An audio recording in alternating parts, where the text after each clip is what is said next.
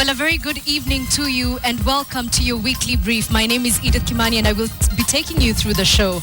Now, speaking of show, two people who happen to be in love. One of them, a bukusu man who happened to just have an Indian girlfriend. Their relationship has so far garnered international attention, and they'll be joining me this evening where I will be asking them how they're able to manage a romantic relationship under the full glare of what now appears to be the world. We'll be joining Sarika and Timoty later on. You don't want to miss that. Our guest anchor segment this evening is going to be heated. Elani are in studio. You've been asking for them. They're here. They say they have a surprise for us. I personally don't know what it is. So why don't you stay with us and we'll find out together. Willis, the wordmaster, will also be joining me live from Kisumu County. And he says that some people have been asking quite a number of questions. We'll be sampling them this evening. So do stay tuned for that. All of that is coming your way shortly. But first, we begin in Lamu County, where there appears to be a situation in terms of land. And Lands Cabinet Secretary Charity Ngilu has accused her predecessor, James Orengo, and former Lands Commissioner Zablon Mabea of abetting illegal annexure of 500,000 acres of public land in Lamu County. Now, Ngilu says the Ministry and the National Lands Commission have begun a process to reverse their predecessor's faults. Ngilu says the Lapset project invited speculators to the county who grabbed land intending to sell to the government and at the commencement of the project. That's where we begin our bulletin this evening with Samogina. Okay. It is arguably the most elaborate scheme crafted by cartels of land speculators at the coast. The cartels colluding with merchants at the Lands Ministry, managing to annex 500,000 acres of public land, allegedly into the hands of 30 private entities. The entities allegedly belonging to powerful businessmen, politicians and state officials. And the Lands Cabinet Secretary is pointing fingers at her immediate former, the Siaya Senator James Orengo, and former Lands Commissioner Zablon Mabea for signing off the contested title deeds. Most of what I've just shown you here were done between, March and May of 2012, just before the general elections and after the promulgation of the Constitution, which says that we were still having the Commissioner of Land sitting here. And of course, we also see some of the documents are signed by the, my predecessor. An audit by the Lands Ministry indicate even the Indian Ocean has been annexed into private holding. So I would not even understand how a surveyor would show that you own a piece of land which is inside the sea. The acquisition craze occurred between 2011 and 2012 in anticipation of the Lapset project. But the Lands Ministry says, in conjunction with the National Lands Commission, they have initiated an exercise to repossess the grabbed land. We have already initiated the process of cancellation of these titles. All the land allocated to these companies has now been caveated, and no transactions can take place on this land right now. The entities either have not filed returns or do not exist in the Register of Companies database. Brick Investment Company, registered twice under the same name with different registration numbers and different directors, have allegedly never filed their returns. Both companies have two directors. Alice Massa and Margaret Kavuluni are directors in the first company, while Las Jonas Geke and Timothy Njunguna Kuria, both from Nairobi, are directors in the second company, all companies receiving over 40,000 acres each. Massa and Kavulani have another company, Dynamic Trading Company Limited, that got additional 22,000 acres. So there is obviously a lot of activity in Lamu. And people who want to do business and speculation for business, obviously, will do everything. And therefore, I think that could have also made some insecurity, come to Lamu. The Shanghai Africa Investment Group, that has 8 directors, among them John Gitu Kiarie, Peter Mushangi Njiru, Peter Mwangi Karenju, Daniel Gasheru Mwangi, Simon Nganga Wanjohi, Baton Kubui Maina, Michael Ndihu Karioki, and Jeremiah Mbaita Gikonyo is not listed at the Register of Companies but has 19,000 acres in Lamu. Others are FinCorp Investment with directors listed as Farouk Hamid Hamis and Said Abdallah, a ghost company that was allocated over 41,000 acres. 11 other companies and society groups are also missing from the register of companies. Among them are Wetu Nyangoro Ranch Company Limited, Wetu Conservation Self-Help Group, Mokoe Kibokone Ranch Limited, Tulu Ranch, Amo Ranch, Baragoni Ranch, Lamu Estates Ranch, Cyberdome Investments, among many others. As such, the ministry says it will close down lands registry offices in Kilifi, Mombasa and Kwale for a cleanup exercise. Samugina, KTN. From one registry to another one, this time birth certificates. And the Department of Registration of Persons has uncovered a syndicate involving production of fake birth certificates, and this is happening in Mombasa. One man has been arrested in connection with the activity, and dozens of fake certificates and equipment impounded at a backstreet office in the island's central business district. Ferdinand Omondi has the details. It was at this unlabeled office in Mombasa where officers from the Department of Registration of Persons, accompanied by detectives, found the suspect allegedly busy carrying out an illegal activity, designing and printing fake birth certificates. The alarm bells were set off when an unusually high number of persons placed requests for national identification cards using fake birth certificates. Cyber operators and people who offer computer services who are conning wananchi and issuing them with the documents for the purpose of facilitating them in the issuance of ID card. Information retrieved from one such victim led the officers to the premises of Robert Mwasi next to Club Rio on Meru Road off Baluchi Street. Here they found documents ready for collection, computers, printers, paper cutters and other equipment. These certificates even bore the signature and name of a serving officer at the Mombasa Registration Office. Kitole is an officer in the Department of Birth. She's not the one who has signed. The guy has even gone as far as forging the signature of the said officer. It is unclear how many people have been duped into buying these certificates. Mr. Masai is now warning citizens against obtaining such crucial documents from premises other than designated government offices. The suspect and his equipment are now in police custody. He will be a guest of the state the entire weekend until next week when he shall be arraigned in court. Ferdinand Mondi, KTN, Mombasa. Let's now jump into a bit of politics. And controversial politician and Gatundu South parliamentary aspirant Moses Kuria is actually set to be the new MP for Gatundu South. Kuria's main challenger, Sarika Patel of the New Democrats Party, has withdrawn his bid. And what this means is that the by-election, which is set for next week, August 7th, is totally unnecessary. Here is the report. After much drama with back and forth defections between TNA and the New Democrats Party camps, Sarika Patel of the New Democrats Party made a surprise withdrawal from the race just 6 days before the scheduled by-election in Gatundu South.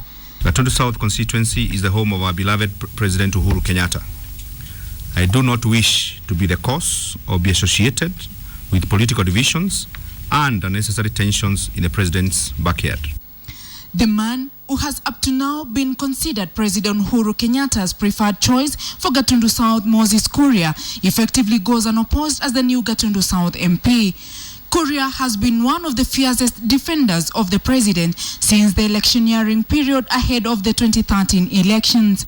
And now he is tipped to be the MP of a constituency represented by Uhuru Kenyatta for 2 terms before Uhuru became president. It is with this in mind and out of respect of our President Uhuru Kenyatta that this morning I announced my decision to withdraw my candidature from the race for the Gatundu South parliamentary seat.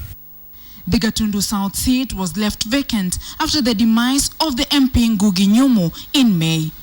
Kuria won the TNA nomination certificate in a process marred by controversy. Kamera's withdrawal from the race received immediate reactions from the residents of Gatundu South. Nimekasirika sana juu watu wengi walikuwa wanamdefenda aende aingie kwa bunge atutetee. Vile Kamera ameachia Mr. Moses kio kiti, maendeleo yataendelea sawa sawa. Kwa sababu hata yeye akiingia kwa bunge, ameingia kwa bunge, maendeleo yatakuja hapa tu Gatundu. Kuria will now be the first member of the 11th Parliament to win a parliamentary election unopposed. The election body IEBC will cancel the by-election after an official communication from Quarry. Of course, that's a story that's set to have developments, and if you have any comments with regard to that particular story or any other that we've aired on this bulletin, do use the hashtag Friday Briefing to speak to us on Twitter or speak to me directly at Edith_Kimani. Now, it was Blaise Pascal, a philosopher who I personally quite like, who said that the heart has reason which reason cannot tell. It is the story of Timoty Kamala, who is 25 years old, and Sarika Patel, who is just 24 years old. Their love affair has sparked quite a bit of conversation across the globe, and this evening they're joining me live from Kakamega to just talk about some emerging questions. Thank you for joining us. So, Sarika, let's begin with asking you a couple of questions. People are wondering, how are you doing? Has your family reached out since we started talking about your story? It's been in the newspapers, it's been on television, on the internet. Have they reached out to you? What's the situation currently? Okay, after I was up to media, no one has come to talk to me. None of my relatives or Indian friends have even approached me, so I so far don't know what they are thinking about. I just don't know. Sarika, I didn't hear that last part clearly, but I just want to ask Timothy a question. Timothy, watu wengi sana wamekuwa wakiongea juu ya mapenzi yenu, and I'm just curious to know what your thoughts are.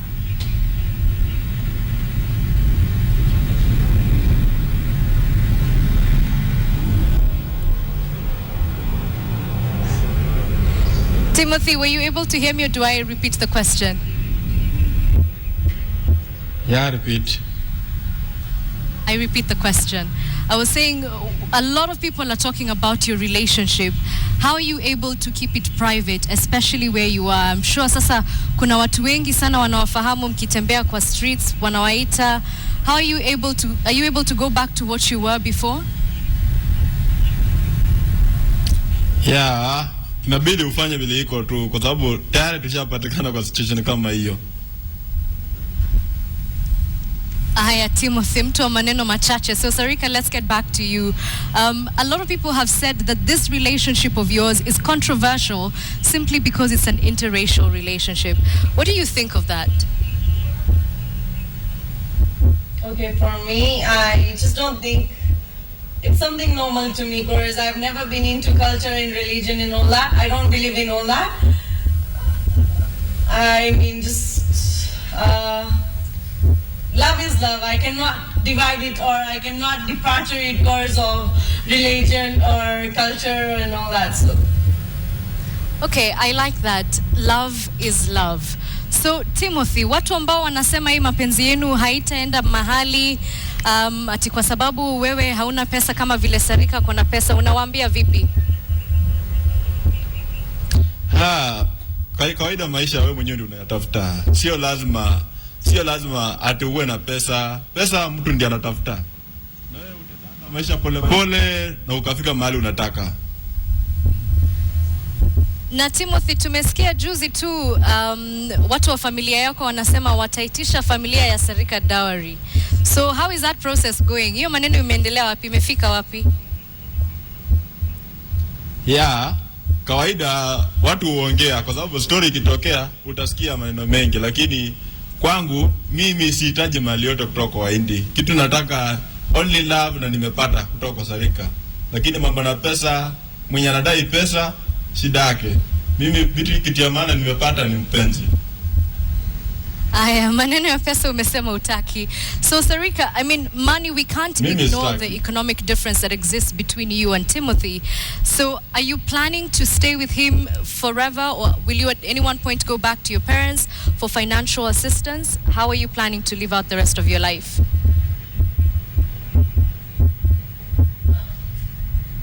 Okay, he has a piece of land which we are planning to sell, or if not selling, we are planning to ask for some loan so that we can start a small business. But for me, money has never been a big deal for me. I mean, it's just, I count it as papers. I'm ready to stay hungry, but not to go back to the family. So money does not matter to me. All right, and finally, a question to both of you. Timothy, tuanze na wewe. Kuna watu ambao wamesema hii mapenzi yenu kama nilivyokueleza hayataenda mahali, but you've said you're determined, unampenda Sarika. So what is your advice and your message kwa wenye wanakutazama saa hii?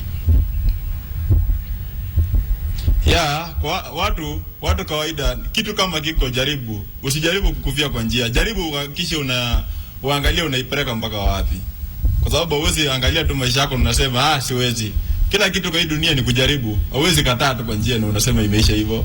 Na ile hapo unataka kuiangalia, keep on kuiangalia. Wataiangalia mpaka dakika ya mwisho. Si ati imefika mwisho. Sawa sawa. And Sarika, finally, my final question to you. You're just 24 years old. Are you planning to get married? What's the plan in terms of long-term goals for the relationship and for yourself as well? Okay, I'm so serious about this relation. I'm 24, yeah, but I am looking towards to get married to him, and I just want to live my life with him, my future with him. He's my present, he's my future. And about people talking about this relation, they've always been talking about this relation. They have always tried to put a misunderstanding between us two. But because they're unable to do that, and I mean, as we yet go on with this relation, they will try to put so many misunderstandings and say we are unable to make up this relation. But I believe and trust in myself, and I trust in our love that we will make this relation a success. Okay, I know I said it was the last question, but someone has just reminded me. There are reports going around on social media that your parents have taken your vehicle, they have closed your bank account. Is there any truth to this? And if it is true, how do you feel about that? Okay, this is also rumors.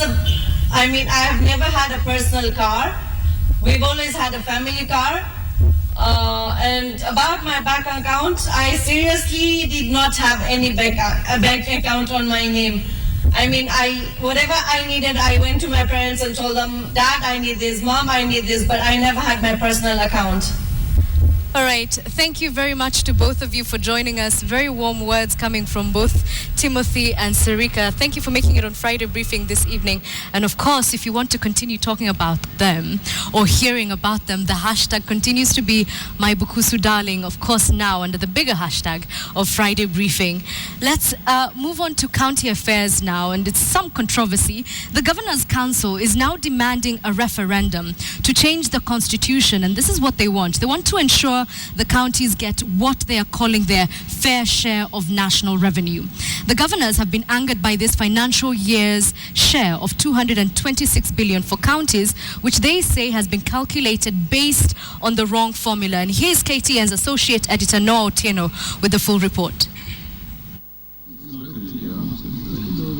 The governors have been a restless and angry lot ever since the allocation of revenue bill passed through Parliament. And they hit the roof when the president finally signed the bill into law on Wednesday, giving the counties 226 billion shillings. Each level of government shall respect the institutional and functional integrity of the other level of government and shall assist one another to deliver the functions so assigned. President Uhuru assented to the bill, setting the stage for sharing of the revenue between the national and the county governments.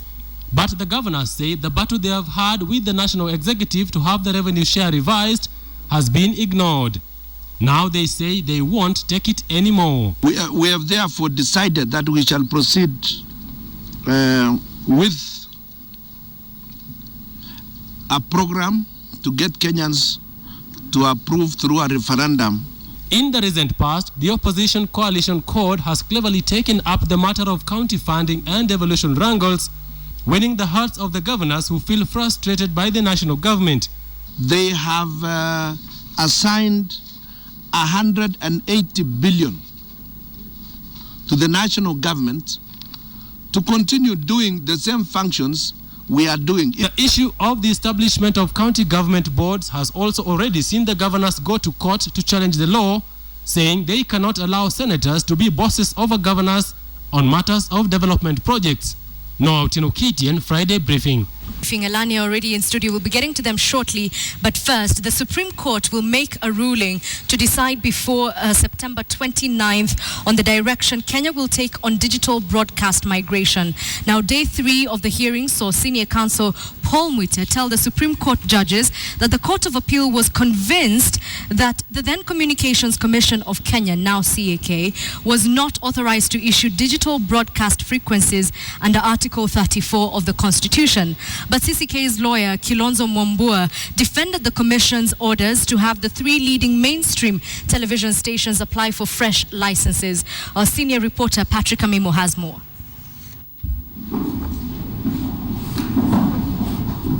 The third day of the digital migration case, and lawyers representing Standard Group, Royal Media Services and Nation Media Group argued the task force report on digital migration proposed maximum utilization of broadcasting infrastructure.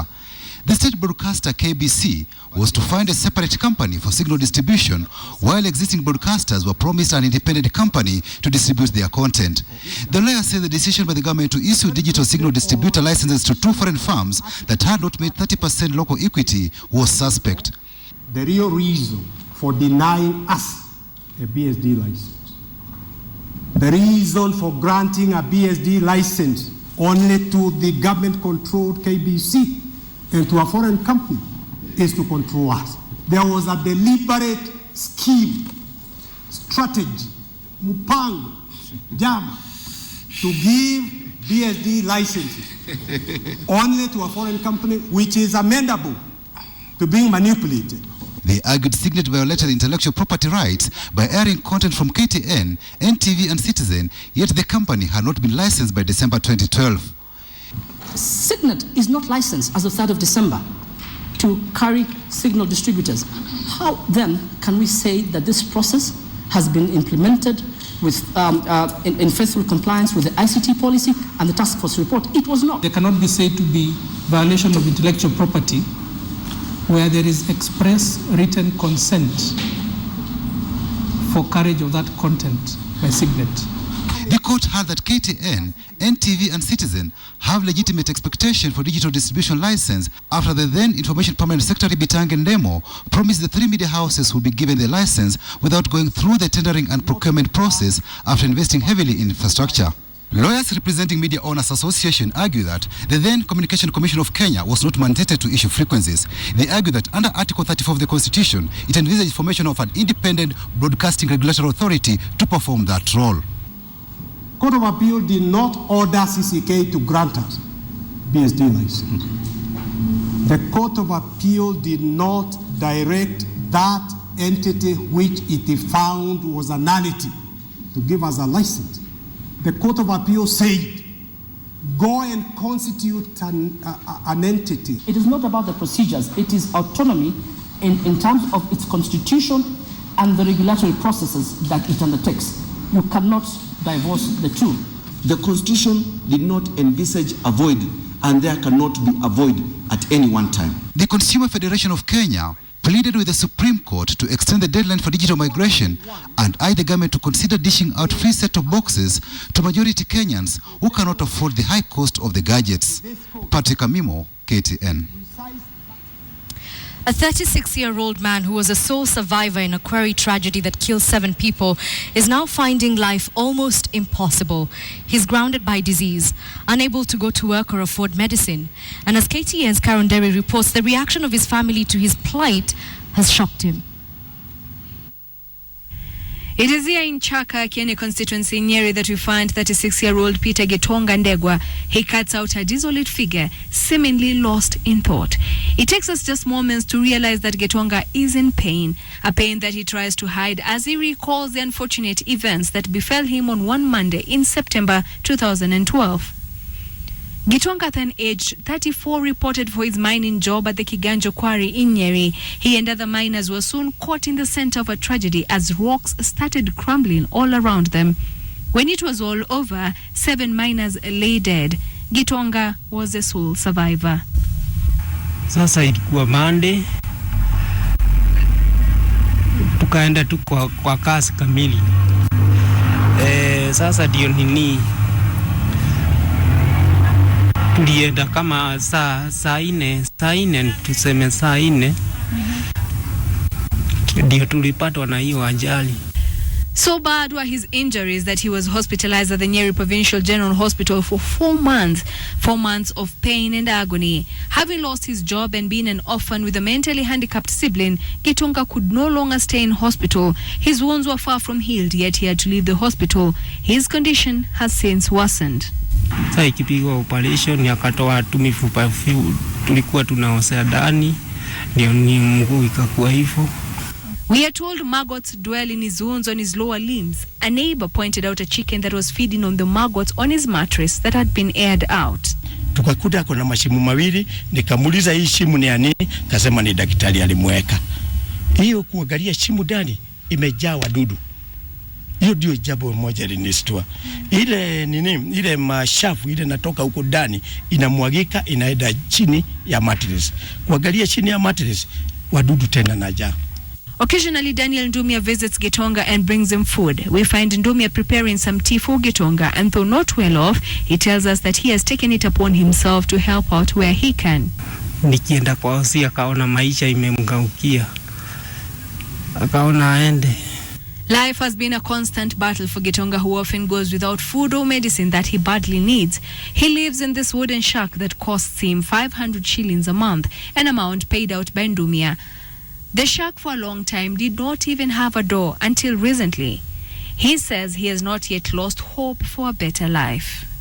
He is lucky to have escaped death by a whisker in a quarry accident that killed his colleagues here in Kiganjo, Nyeri County. But he now leads a life of despair and hopes that someone will soon come to his aid and help him out of his misery.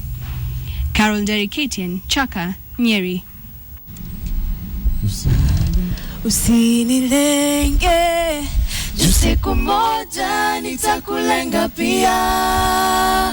Usinicheke, juu siku moja nitakucheka pia.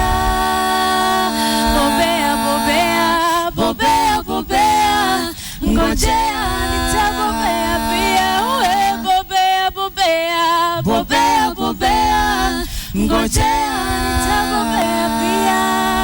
Sina mengi ya kusimulia, ila tu ni barua ya dunia.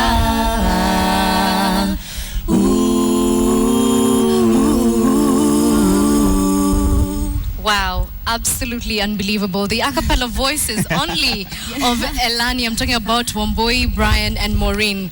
Brian, why are you called Chwea? Is that your name? Chwea is my name, and it's a good name. I like it. I love it. Okay. Yeah, it's a kissy name. It's a kissy name. Yeah. All right. Elani, where does that word come from? What does it mean? Elani means light. Where? In Giriama and in Greek.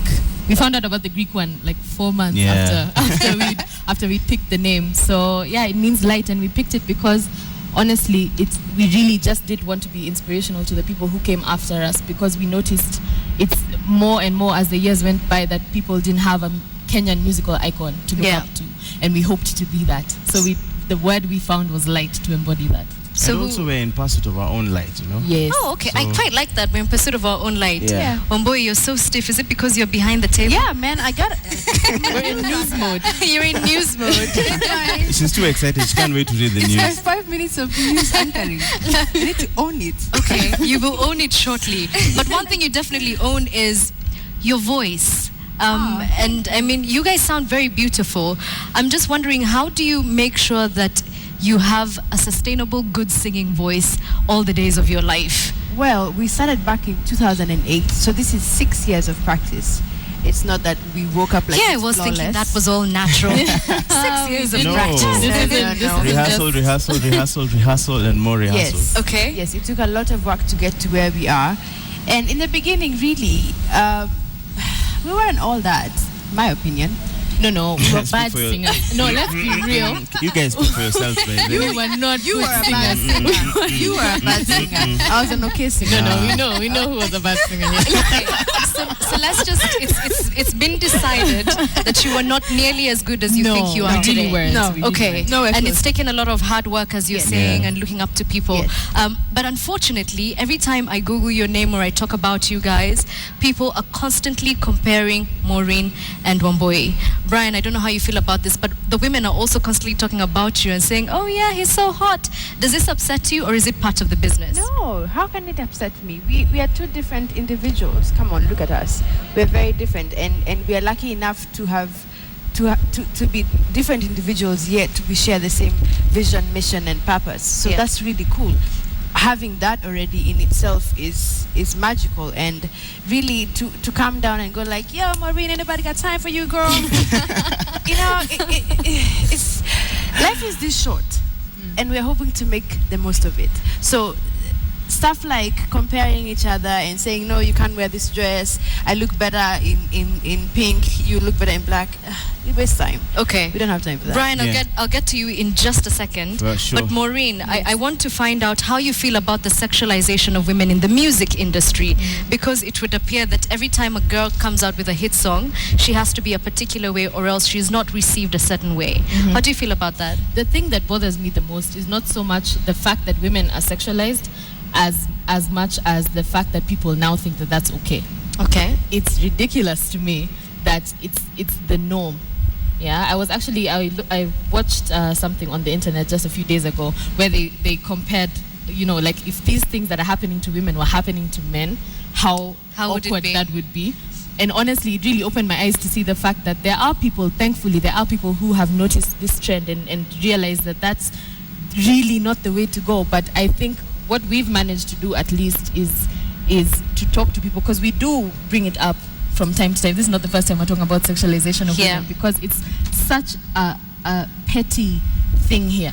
You understand? When a woman is singing a song, or when someone comes into the industry, they don't come to be looked at, to be, when I write a song, I'm not here to be. You're not thinking of, I wonder how my pictures are going to look on the Exactly. That's internet. not what this Okay, is fine. for. So Brian, we were going through your profiles recently with one of my colleagues, and he said, oh gosh, he's been admitted to the bar, so congratulations. Thank And he you so asked, much. what is he doing singing?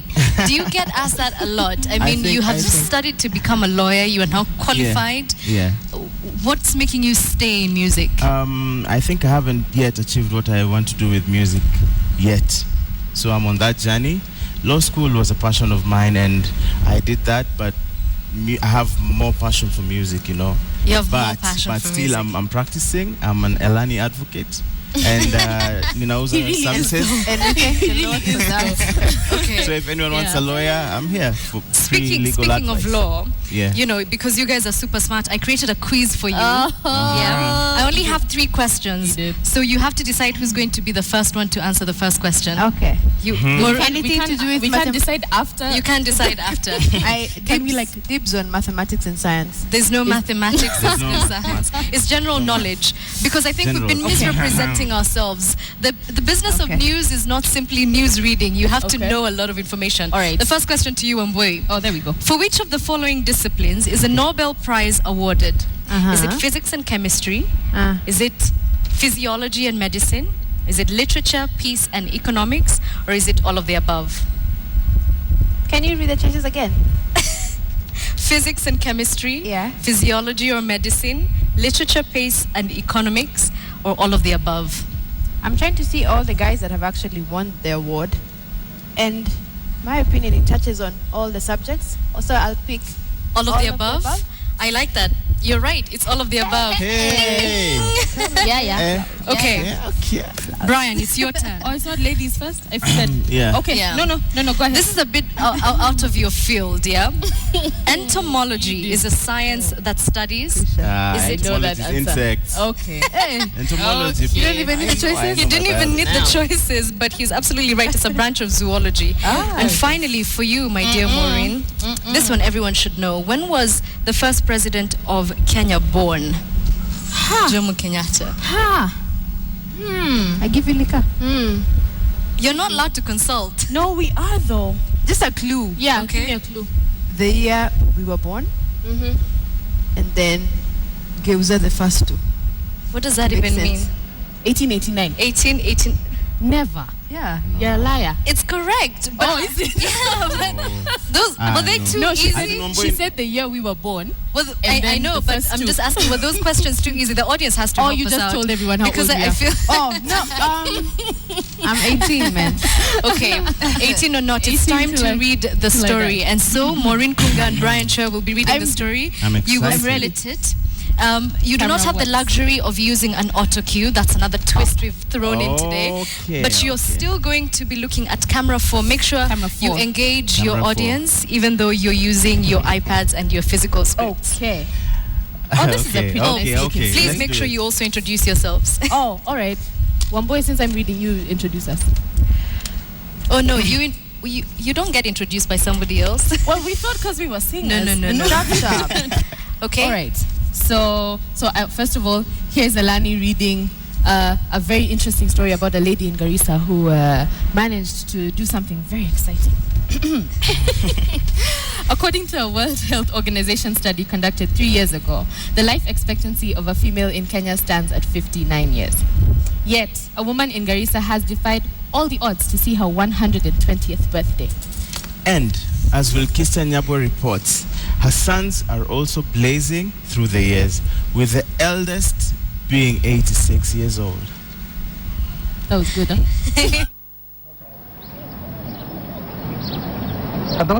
She stoops as if carrying the weight of the troubles of the world on her back.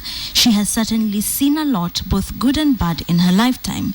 Ebla Abdi has this year attained the ripe old age of 120, and while she holds on to her independence, living in her own home, 2 of her sons remain close by. Ahmed is 86 years old. Na mimi kwa watoto 20 ndio inazaa mimi nazaa. While Omar, the younger sibling, is 83. Watoto yangu ni 10. Wasichana 4 na wavulana 6. Her children, grandchildren, and great-grandchildren are keen to make the most of the time they have with her. They troop in every morning and sit around basking in the sun as they share stories. One day, the younger ones will pass stories of a time long past to their own children. In her youth, Ebla was a midwife. She believes she helped deliver at least 300 children born across the dusty town. And while she is in relatively good health, Ebla's family knows that the day when they will have to say goodbye draws ever nearer. She has already begun to make arrangements for this eventuality. Carefully stored in a box is a shroud in which she hopes to be buried. Anaamini ya kwamba ukitoa hiyo sanda kutoka sanduku, kifo inakuja na sanda itakosekana ya kumfunga wakati akikufa. But today, a funeral is a farthest thing from Ebla's mind. She is simply content to sit in the sun, enjoying the company of younger generations. Every day spent with them is a bonus on a life well lived. Wilkista Nyabwa, KTN. What a yummy story. I also like how when I said you have 40 seconds, you're on standby, you all sat up. We're like, yeah. Is that how you imagine You used must to be be? in it, you know. You must That's it's not our what you first do. time here. It's not what we do. Okay, so Wamboi, you have to introduce Boni Tunya with the business. Okay. Last week, Polycarp strummed the guitar. You have high stakes here. Come on, man. You have a reputation We to got uphold. this. Go for it. You're on camp 2. Up next is Bonnie Tunya with the business news. I could do this every day. Next time, next Friday, another singing group. Well, the business is coming up next. I'll tell you about a serious takeover by Centum into one of their local banks, that is K-Rep Bank. Stay tuned.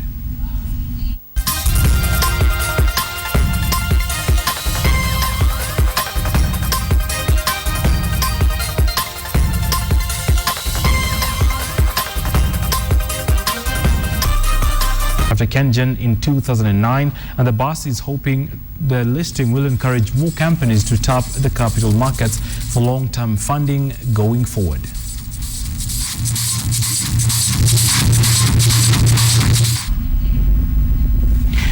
Savannah Cement has announced plans to invest 17 billion shillings in a clinker manufacturing facility in the country.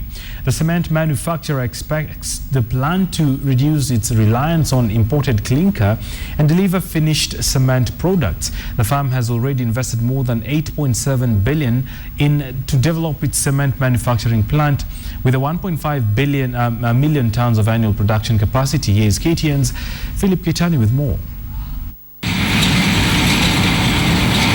The Kenyan cement industry has enjoyed relative success with major infrastructure projects being put up. This has pushed cement makers to innovate and cut down production costs in a bid to remain profitable and grow their market share. Savannah Cement is the latest entrant in the market, having started operation 2 years ago, but now enjoys an 11% of the market share. We are young, we are innovative, we are agile, we have a very young and dedicated team of employees, possibly the youngest average age in the industry. Keen on growing its share of the pie, the company is investing 17 billion shillings into the clinker facility in a bid to make efficient and more competitive in the market. Savannah Cement is currently prospecting for the limestone in Quarry, Mwingi and Kitui, and will put up a clinker plant in one of these locations. According to the managing director, the final decision will depend on where the company will find the largest quantity and the finest quality of the limestone deposits. As you realize, it's a heavy investment. It's also a long lead time investment. It takes at least 2 to 3 years to invest in a clinkerization plant. So it's something that needs to be planned way ahead of when it's required. And ultimately, it will make us more competitive. Savannah has so far bagged major deals for the exclusive supply of cement for a number of mega infrastructure projects, construction of the greenfield of the Terminal 4 at the Jomo Kenyatta International Airport, Garden City Mall construction, and the Nairobi University Towers.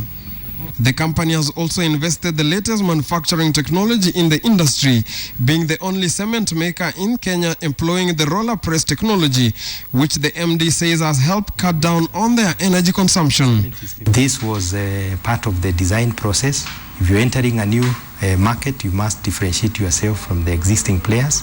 Savannah currently controls 98% of the Southern Sudan market and is planning to venture into more other countries within the region.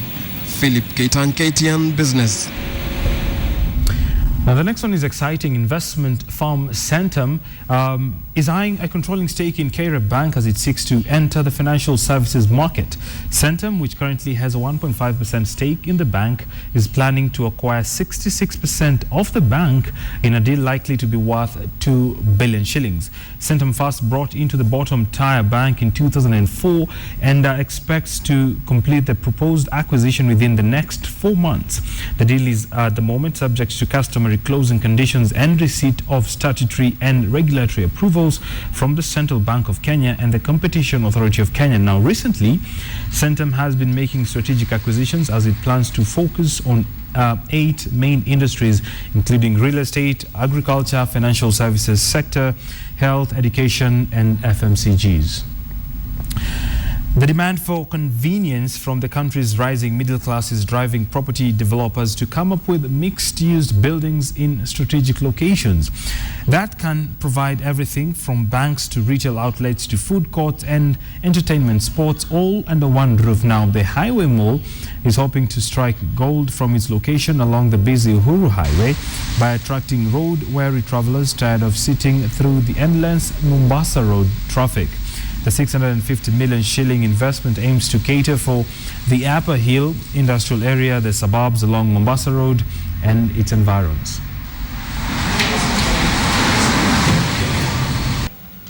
Well, welcome back to the brief, and we're just about to give you the world in pictures. This is the biggest news globally and also regionally that may not have made it in our news bulletin. And we begin with what happens to be a panic. The whole world has been thrust on the edge following news that the Ebola virus is spreading across across borders. Now, currently, the virus is contained in West Africa, with Guinea reporting a reduction in Ebola cases, which is good news. However, Sierra Leone, Liberia, and most recently Nigeria, and specifically Lagos, are not out of the woods yet. The United States has, however, taken a bold step, which is getting people talking. They want to transport 2 patients to Atlanta for specialized treatment. There have been mixed reactions about this, but reports are that the 2 will be taken through something called an aeromedical biological containment system. What this is basically a quarantined area in an aircraft where they're able to safely move these people back to Atlanta to hopefully get better.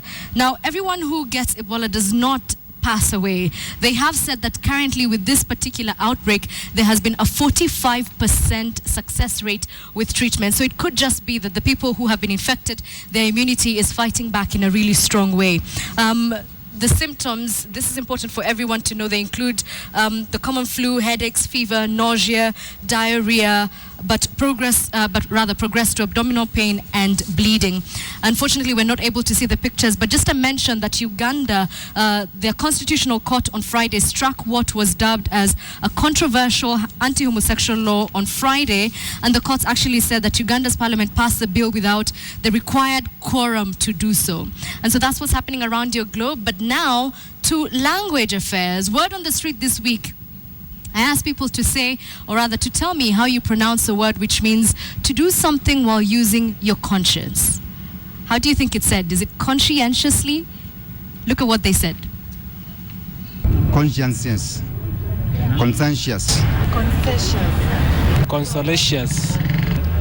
Conscientious. Conscientious. Conscientious. Consensuous. Conscientious. Conscientious.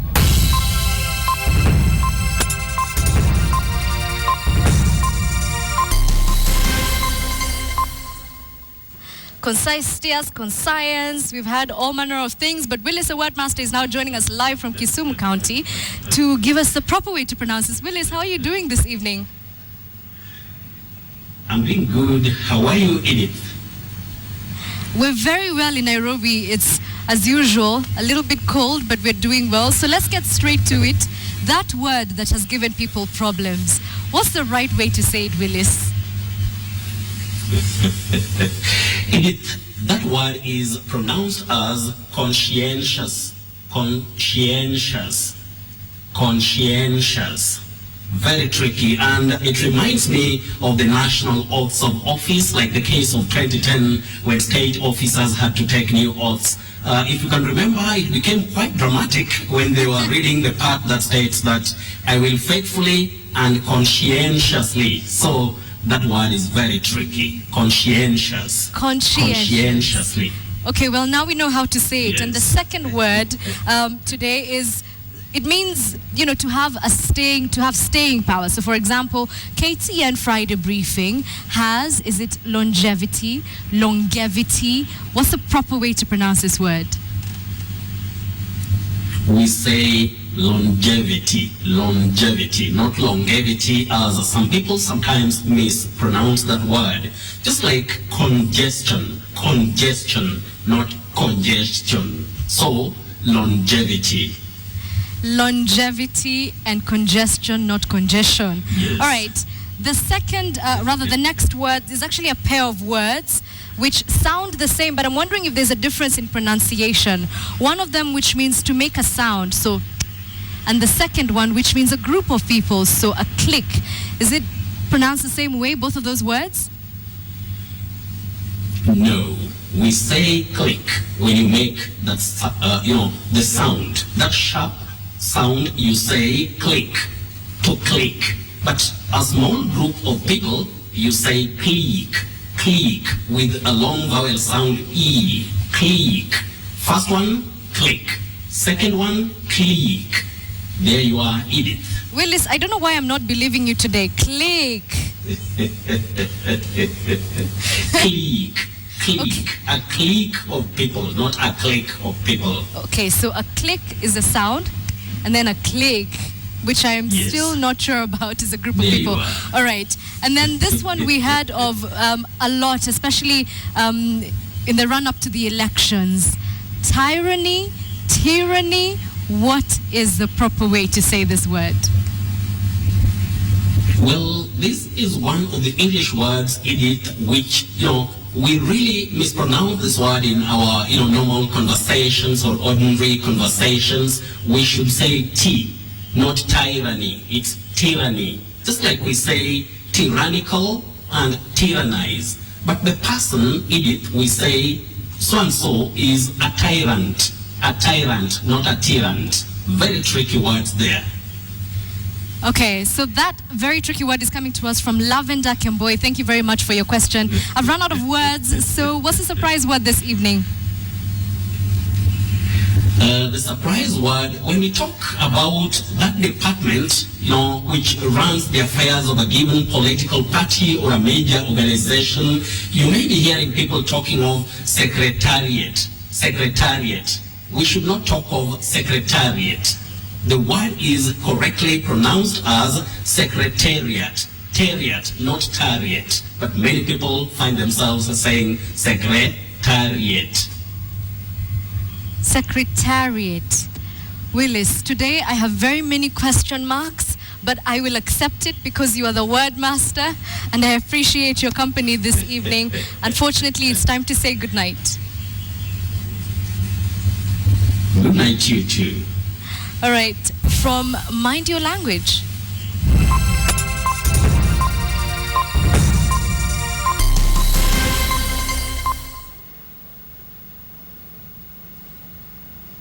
Time now for the sports with Lynn Washira, and I'm told that we can all gladly and happily do the Kemboi dance because the Kenyans had a clean sweep in the 3,000 meters steeplechase. Time to wind up this edition of KTN Friday Briefing, but I've been told I cannot let you out of this studio before you sing Milele. Is that so? It was a threat. Some more news. It really was a threat. I know. Where's the rest of the news? It's over. The news is over. We're just getting started. We can't read news forever, guys. The bulletin has to end. If we knew there was just one story, we'd have put more into it. Okay. But away from Milele, you guys have a new video. Yes. And 2 new singles. How do you do that? Because Elani is very conscientious about their music, and therefore we chose particular topics, very sensitive topics about family and other sensitive topics, just to make sure that we shed a bit of light on those topics and let everybody know that we're in this together, and you know what, everything's gonna be okay at the end of the day. Okay, we're just hearing Brian's voice at the back because the video is playing on KTN for the very first time. For the first time anywhere ever. Yeah, Brian, do you write a lot of this music or do you do it collectively as a group, as a clique? Yes. At times I do write alone, at times we write together. It's just always different, And what inspires the stuff that you write? Because a lot of it sounds very melancholic, you're very heartbroken. Are you bruised? Are you looking for a girlfriend? The thing is, honestly, I'll just answer that question for you because it's something that we were discussing the other day with Wamboy, and honestly, Brian is a very empathetic person. So what happens is when someone is going through, especially the two of us, when we are going through something, he really gets into it and feels that feeling more than any person I've ever met, actually. Oh, wow. So it's very easy for him to express that because he feels and sees what is happening to other people, and he can really translate that into song. So Brian, are any of the songs based on real life experience? Yes. Not necessarily your life. Which one? I think all of them, all our songs have that basis. But especially this one, Barua Dunia. That's actually our story. Our story. Okay. Quite conscientious. Conscientious. All right, we're going to conscientiously. We're going to conscientiously take a pause and just listen to the video a little bit and see what it's all about, and then we'll come back with more questions. Okay.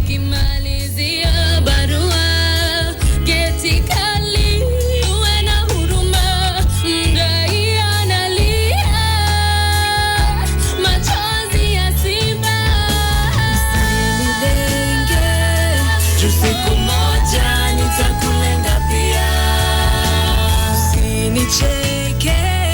Siku moja nitakucheka pia. Bobea, ngojea. That song always always takes me somewhere. It's my favorite song of your album. You guys know this. Thank you so I've much. loved that The song for title a of really the long album. time. Yeah. Yeah. So as we wind up, in that song in particular, it's very visionary. It's almost as though you guys knew you would be where you are right now. So in the next maybe 6 months, where do you see Elani Maureen as we wind up? Honestly, we're so hopeful that things are picking up so quickly and things are going just as we wanted them to. We just see bigger, better, more music, more videos, more conscientious content coming out because honestly there's so much to say. All right. So, yeah. And there's so much to say and so little time, unfortunately. Yeah. That's why we have to wind up. Thank you so much for gracing Friday Thank you Briefing. for having us. And thank you all for watching us from wherever you are tuned in from. My name is Edith Kimani. You've been briefed.